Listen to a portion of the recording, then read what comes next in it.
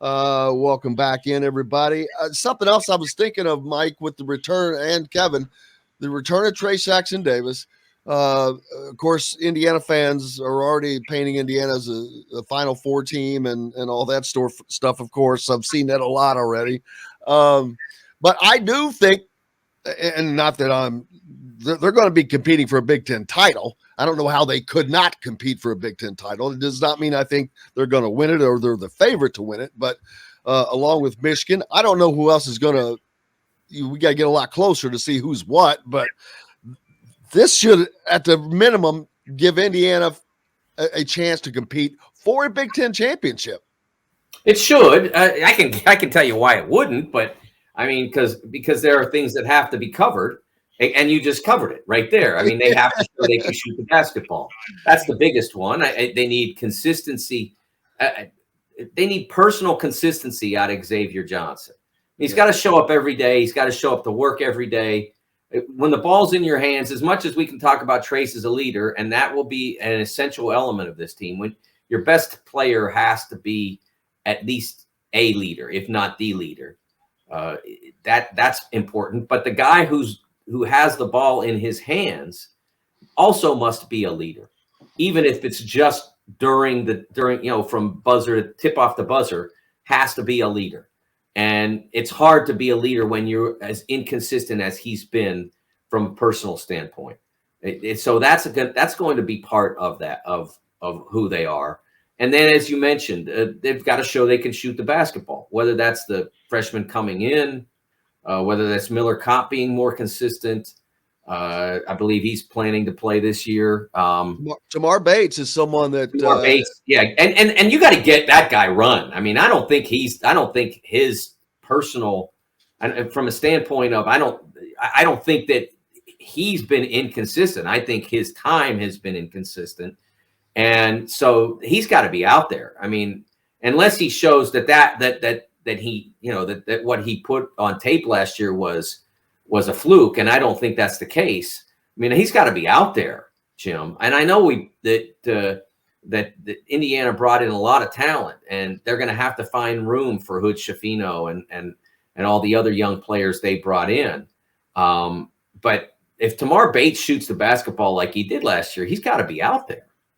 Yeah, well, but Kevin, he went through some stuff, though. He did. If you remember, I mean, he was gangbusters in the non-conference and then went through some personal things, and he hit a slump, Mike. And I think, you could say that somebody needs some run, but when they're out there and not producing and shooting 1 for 4, 1 for 5, and they seem like they're in the fog. And, he did have, he had that one game at Michigan State, I thought, where he played pretty well, but it took him a little while to adjust to the Big Ten. And some of that was not physical. Some of that was some things that, he went through some family things, and he became a dad and so forth and everything. And Trayce alluded to that yesterday as well.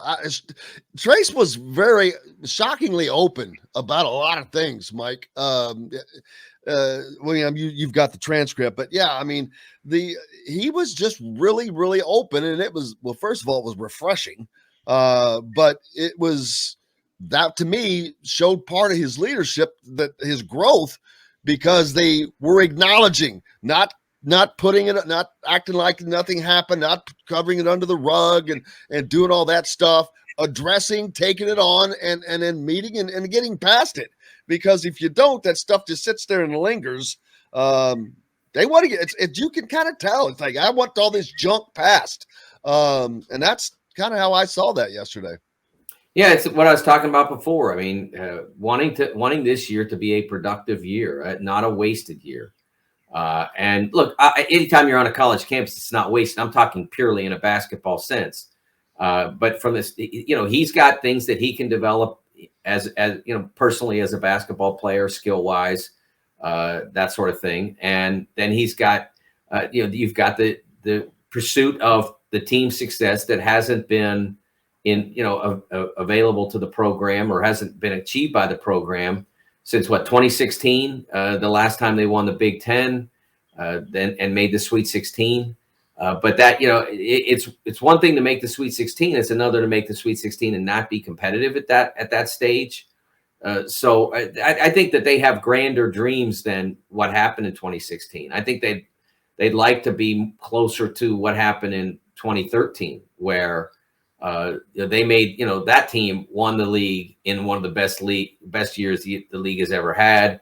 They made the Sweet 16 work, and I know they didn't play well in that game, but they were expected to do some things that year, as opposed to the 2016 team, which kind of hit its ceiling. I think this team would like to even go beyond that, not tap out at the Sweet 16 level, and to be able to be a team that goes into March as a feared team.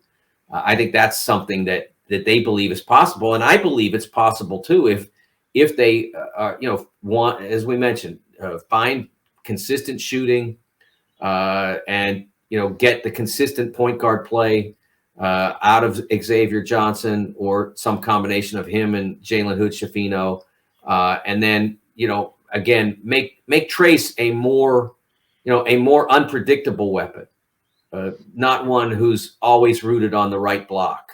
And I still think there's great value in having him down there in certain circumstances. Hey, we need a bucket or a foul. Get Trayce down there. Terrific.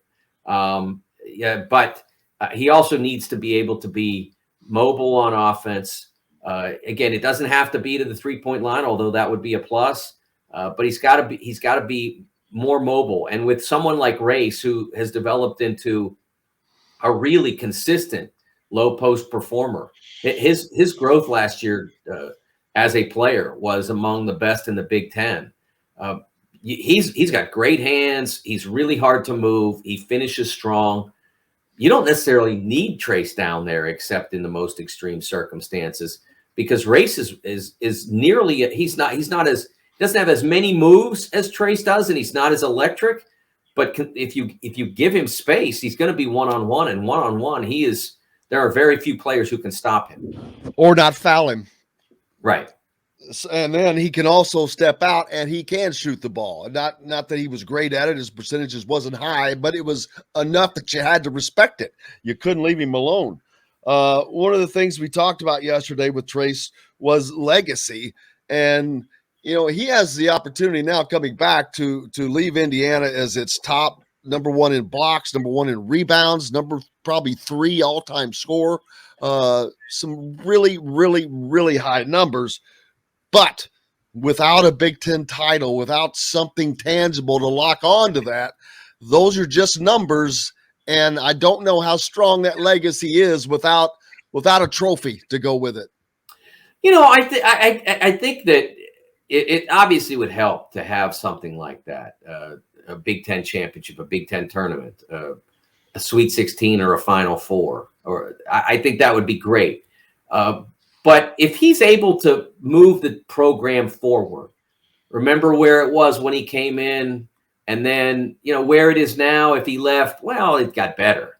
But if he got them into the title race, if he got, and remember the Big Ten title now, with so many more competitors, it's not easy to pin down. But if they were in the race strongly, and got into the tournament with a prominent seed, and then Indiana could use that to build on. I think that you would, even if you had a trophyless program, I mean, you look at Tennessee 2019 or Pitt 2009, teams that were terrific but uncrowned. I always think of that as, they still have great legacies as teams, and the players involved in them, DeJuan Blair at Pitt, or Grant Williams at Tennessee, they still have terrific legacies, even though their final teams were trophyless. So I wouldn't hang it on that. I wouldn't say if they don't get a trophy this year that it will have been an empty season. I think it's more, the first priority is to make Indiana significantly better, to put them at the front of the NCAA tournament field instead of barely hanging on to the back end. Purdue last year, right? That's another example. Yeah. Absolutely. Was a team that didn't come home with a trophy, but people remember Jaden Ivey, and Speaking of him, you saw him at the did you see him much at the combine? I don't know how much he participated. It's very disappointing, because I had hoped to speak to him, and he and I presume it was his agent decided that, even though he was on the schedule to be interviewed on Thursday, that he he did not participate. I was not pleased by that. You know, the league is about to make you a multi-millionaire. You can take 10 minutes and talk to the reporters.